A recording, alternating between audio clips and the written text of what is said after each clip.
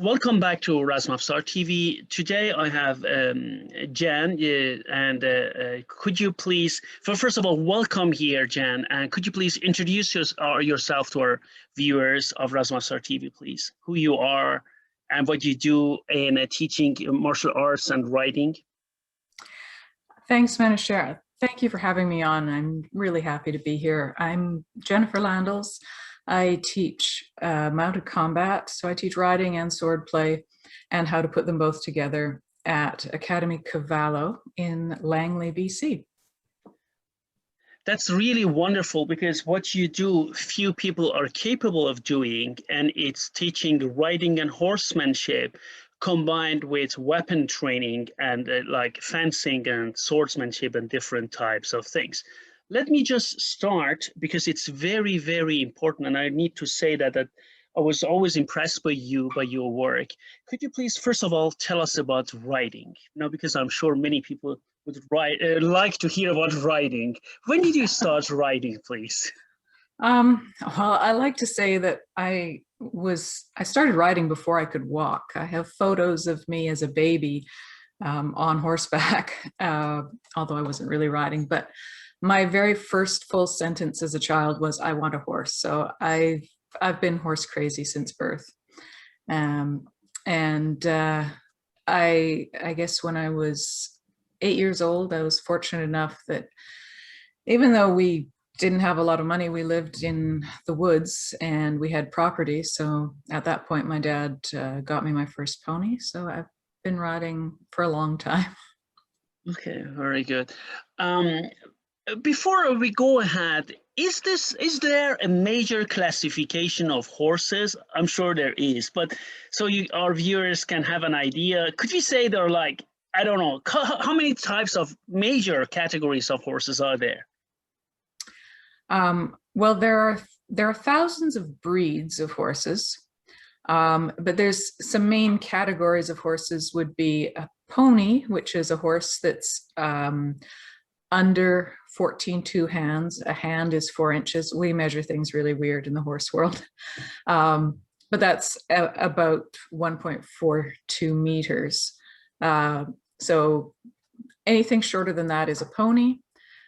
Over that height is a horse. And among horses, you have riding horses or light horses, which we would generally use for general riding, and which also would have been used for warfare. And you have draft horses or heavy horses.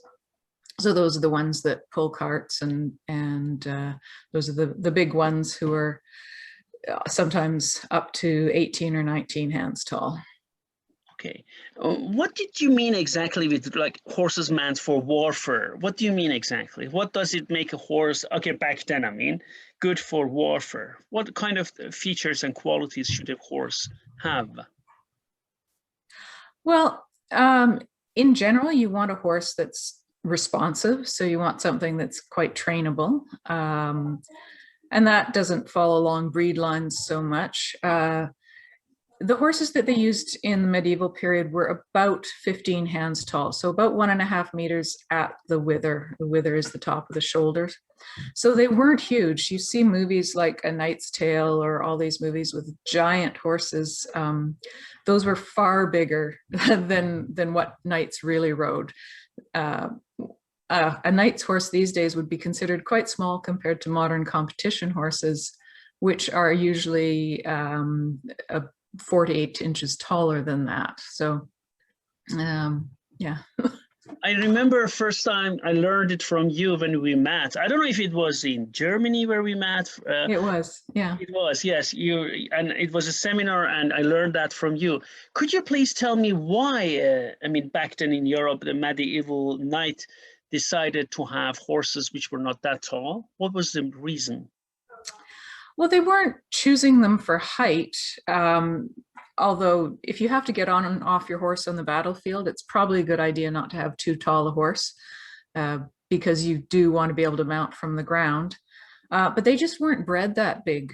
It was around the time of Henry VIII in England when they started saying that stallions had to be over a certain height in order to be bred. So horses were quite small all the way back into ancient Greece. If you look at the Parthenon friezes, you can see the riders look huge compared to the horses. Part of that is perhaps artistic interpretation because the rider was more important than the horse, so the rider looks bigger. But from all evidence, the Greek horses that Xenophon was talking about were not that tall. They were probably about, they were less than 1.5 meters at the shoulder. So, 1.4, something like that. Was it the same like if you go to Asian horses like Persian or Arabian and the rest of horses? Did it hold true back then for all horses, you think? Yeah, and Arabian horses are still quite small. So the Arabian breed and the related breeds like the Turkmenistan and the Indian breeds like the Marwari and Kathiawari, all those from that region are all fairly small. They're all around 14 to 15 hands tall. Some of them get a little bit taller than that, but they're quite, and they are also quite light. So the difference between a European war horse in the medieval period and one from the Arab world, the Arab horses, even back then, seem to have been lighter, just judging from tack and judging from images and things like that. Whereas the European horses were a little bit heavier. And that's probably because they were chosen to carry heavier knights. So knights in full mail and plate harness, they would have to carry quite a bit more weight. Not because we are at Asian horses, I don't want to change the topic, but may I ask you, have you heard, I'm sure you have, of Caspian horse, the Persian Caspian horse? Are there were used to be bigger horses, or am I correct to say that, or also smaller horses? They're tiny. The Caspians are quite small. Like we have some, there's a Caspian organization here in the Lower Mainland that just imported some a couple of years ago.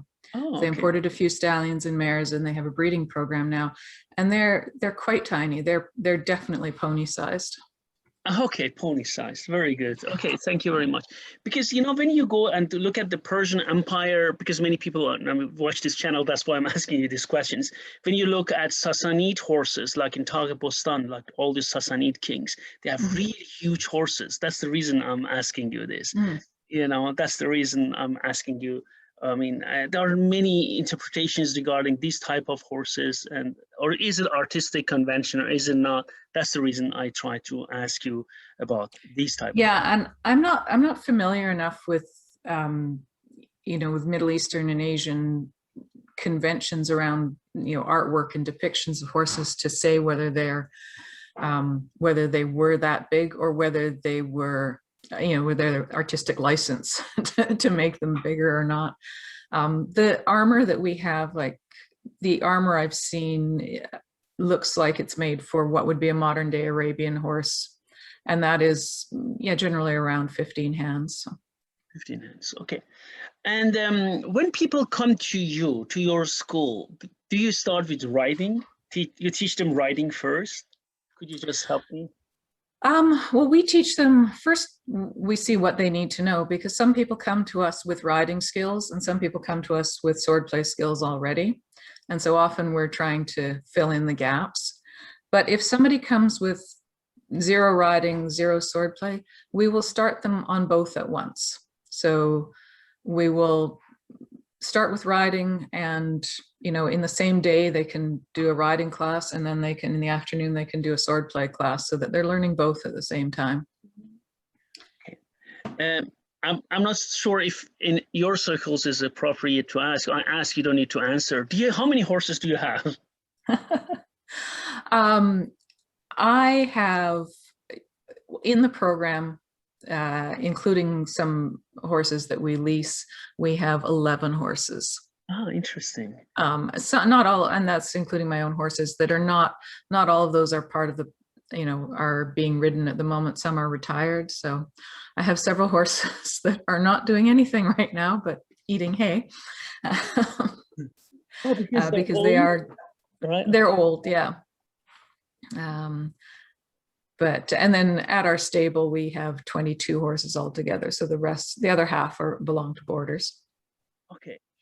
And okay, so once you have a horse, could you just tell me how many different types of, I mean, I know, yeah, gait, or I mean, what do you do with a horse? You, please explain what do people learn when they come to riding, please? So if they've never done any riding before, we start them in the beginner program and they will learn to walk and trot at that level. So Okay. in the medieval manuscripts we study, which is mostly Fiore de la Berry, Yeah. you see horses going at a walk and a canter. There's only two gaits demonstrated. Trot is a very rough gait, but it is the intermediate step between walk and canter. So at level 1, we teach them to walk and trot. And then level 2, they will start to learn canter. And as they go up, we have 10 levels in the program. So as they progress, they will learn more advanced, do some jumping, lateral moves, things like that. Can I ask you something? I learned a bit of riding, and for me, trot was much more difficult than canter. Is it me Yes, or is it for everyone? it is for everyone. Okay, because I was wondering why is it so hard for me? Trot was I was really, you know, walk and canter were okay, but trot for me was a nightmare. What is the reason? What's the reason is like that, Jan? So trot is a 2-beat gait. So walk is a 4-beat gait. So walk is really comfortable. The feet are hitting the ground one at a time in 4 beats. In trot, they go in diagonal pairs with a moment of suspension in between. So you get a diagonal pair, hit the ground, and then suspension, and then the other diagonal. So it's very bouncy. So that's what makes trot the most difficult gait for riders, you know, to sit and to learn to sit well. You know, we have techniques that help. So we can post the trot, which means you stand and sit in the rhythm of the trot, and that makes it a lot easier. Or you can ride in 2-point position, which means you're standing in the stirrups and hovering above the saddle. And we use that position for some gallop work as well. So when you want to go very fast, you would do that, lift yourself out of the saddle, get your butt off the horse's back, and let them move. And why is learning trot necessary? Because it's the intermediate step between walk and canter. Oh, okay. You're going to, when you're trying to get a horse to canter, you're going to have to be able to sit the trot so you can ask for the canter. Right, okay. Thank you for, I always wondered why need these trot? Okay, then I understand. Thank you very much. Very good. Okay. It's also, and I mean, the trot is an excellent gait for traveling distance. So, you know, you think about, you know, in the American West, they talk about the Pony Express and, you know, galloping for miles and miles, but they didn't do a lot of gallop. They actually did a lot of trot, and endurance riders will do a lot of trot as well, because it's very easy for the horse to continue for a long time at a trot. You just don't want to fight at a trot. So you either want to be cantering or walking when you're fighting. Could you explain why? Well, because of the roughness. If you're in full harness, if you're wearing armor, it's very hard. Medieval saddles weren't designed to post, so they weren't designed to do that stand and sit. And it's very hard on the horse's back to have all that extra weight, and it's, you know, jangly. So, you know, you'd either use a canter for speed when you want to do a charge, or, you know, quick in and out. And if you're actually engaged, you would pretty much be at a walk, because again, the trot is just too bouncy and too difficult to, you know, to sit while you're in full harness. And then just some questions which come to my mind. I'm really happy to have an expert like you to answer. If you're wearing full armor, Jan, and you fall off a horse, is it more dangerous to have a helmet on than not to have a helmet? Well, the helmet will protect your head from the fall a little bit. Modern days, we wear helmets that actually, you know, have crushable material in them, so that it really does protect your head quite well. The danger about having a helmet on, you know, like a great helm on, is that it makes you very top heavy, so that when you fall, you tend to land on your head. Yeah. So that's the, you know, that's the risk. But if if I were riding into battle, I would definitely want a helmet of some kind on, with, you know, whether perhaps not a jousting helm, which is, you know, a giant plate and an eye slit like that. You probably do want to move your head a little bit. There are lots of pieces of barding. You'll see a metal chafron, which is the face plate that covers usually down to the end of the nose. And then there's a crinnet, which goes over the top of the neck. And that's really important, that covering on the neck protects from sword blows, as well as from arrows and things like that. And then there'll be a petrel or a poitrail, depending, and that goes across the chest. That is also very important against lance strikes. And you'll see in Fiore's mounted section, the only time he advocates actually a lethal blow to the horse is it's in the first page of the mounted section. And he talks about if you can't find the opponent's, if the opponent is trying to bat your lance away as you come, you don't aim at your opponent, you aim at the horse's chest. That's the only time he ever advocates, you know, striking the horse with a weapon. There are throws to the horse, and there's stealing the reins and things like that. But that's the only time he actually talks about lethal strikes to the horse. What does it mean? Means that they never try to hit the horses? Is it what you're saying? Well, horses were valuable.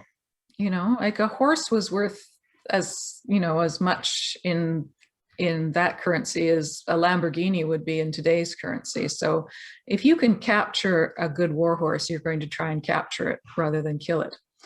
Which doesn't, I mean, they certainly, if it's a question of me versus the horse, yes, I'm going to kill the horse. But they really are trying to attack the person and with luck, keep the horse. And then regarding the barding, I'm aware there are different types of them. And at least in European, what does this barding consist of, or what did it consist of? What did it have? Was it like plates, or was it? There were all kinds. There was leather, so they had boiled leather, and they had plate. So nothing that's made of leather or wood survives that well. So mostly what we have surviving is the metal. But there would be, so you see in museums, you'll see the metal pieces, and those would have had padding on the underside. So that would have been, you know, cloth padding on the inside to protect the horse from the metal. And there was a lot of boiled leather. Okay. Then another question I have is, when you have a horse barding and you protect your horse, you can never protect the legs. Am I correct? The legs. Correct. Yeah. And they didn't have, like, I mean, these days we do have leg protection for horses that are doing, you know, jumping and things like that. Just hard plastic or hard leather protection, but you can never fully protect the legs or they won't move. Of course, no. How could they? You're right. It's a good point. But they didn't. It's interesting. In medieval times, they didn't have any. They didn't seem to have splint boots or anything like that, or they did, and they just haven't survived if they were made of leather, right? But you don't really see them in the drawings. You don't really see a lot of leg protection in any of the drawings. Another question I have: you as a rider, you have been a rider all your life, and if you strike a horse, like back then, when they used to do that, would the horse stand there and fight back, or would it be scared and try to run away? That's a question which I always have. You know? Depends on the horse. So mostly if a human strikes a horse, the horse will run away. Yeah, horses will fight other horses. You know, we actually have some horses in our program who take it upon themselves to do the fighting, which is a bit annoying because it makes it hard to get them close to other horses. But they are flight animals. They are not, you know, they're not predators. So their first defense is usually to run away. That said, a horse can be trained to stand its ground. It can be trained to strike. Although there's not, you know, there's nothing really about teaching a horse to strike in anything that I've found. So